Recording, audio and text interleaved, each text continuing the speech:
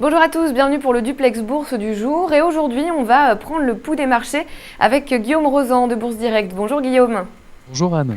Alors ce matin, la bourse de Paris était en légère hausse à l'ouverture, à des niveaux à peu près équivalents à la clôture de vendredi dernier. Elle est descendue un petit peu dans la matinée. Alors à quoi on peut s'attendre aujourd'hui et à quoi on peut s'attendre au cours de la semaine qui s'annonce quand même assez peu agitée?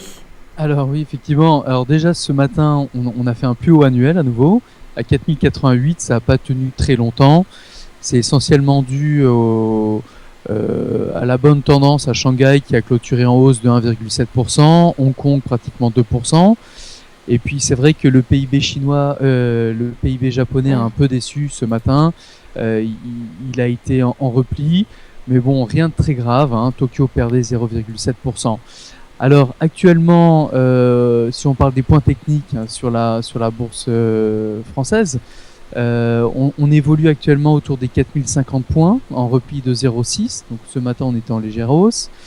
Et donc là, il faut qu'on surveille la zone des 4040. Hein. Tant qu'on n'est pas en dessous de ce point-là, on reste quand même acheteur. Voilà, donc si vraiment on descendait au-dessus des 4025, là on se poserait davantage de questions et puis on regarderait si éventuellement on se dégagerait pas de certaines positions longues. Actuellement, comme je vous disais, on a fait un plus haut annuel à 4088.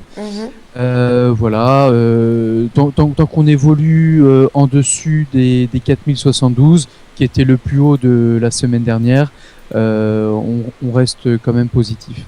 Voilà. Alors du côté des titres, lequel a particulièrement attiré votre attention ce matin? Alors ce matin, c'est Spire Communication, qui cède pratiquement 20% à 11,30 €. Alors il faut dire que en cette séance, le cours est passé de 7,80 € à 19 €. Ça fait une variation pour 140%. Alors pourquoi est-ce que c'est autant monté en cette séance? C'est parce qu'il y a eu beaucoup de rumeurs infondées sur une éventuelle scission et cession de certaines activités du groupe. Aujourd'hui, en fait, non, c'était hier, vendredi, ça a été démenti. Et puis forcément, le soufflet retombe. On arrive de 7,80 €. Là, actuellement, on évolue toujours en hausse, hein, par rapport au plus bas à 7,80 €. On est à 11,30 €.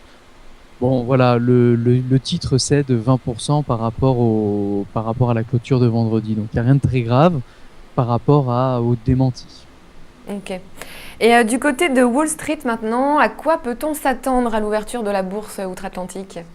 Alors là, ça va être très calme à nouveau. On n'a pas de chiffres sur les marchés. La semaine dernière, sur l'ensemble de la semaine dernière, l'indice Dow Jones avait cédé 1,5%. Le Nasdaq, lui, cédait 0,8%. On ne s'attend pas vraiment à de fortes hausses aujourd'hui, plutôt à des petites prises de bénéfices. Voilà, dans l'attente d'interventions d'opérateurs qui, rappelons-le, sont pratiquement tous en vacances. Donc ce sera quand même plutôt calme aujourd'hui globalement. Oui. Oui. Bien, merci Guillaume pour toutes ces précisions. On se retrouve demain pour un nouveau Duplex Bourse. Au revoir. Merci Anne, au revoir.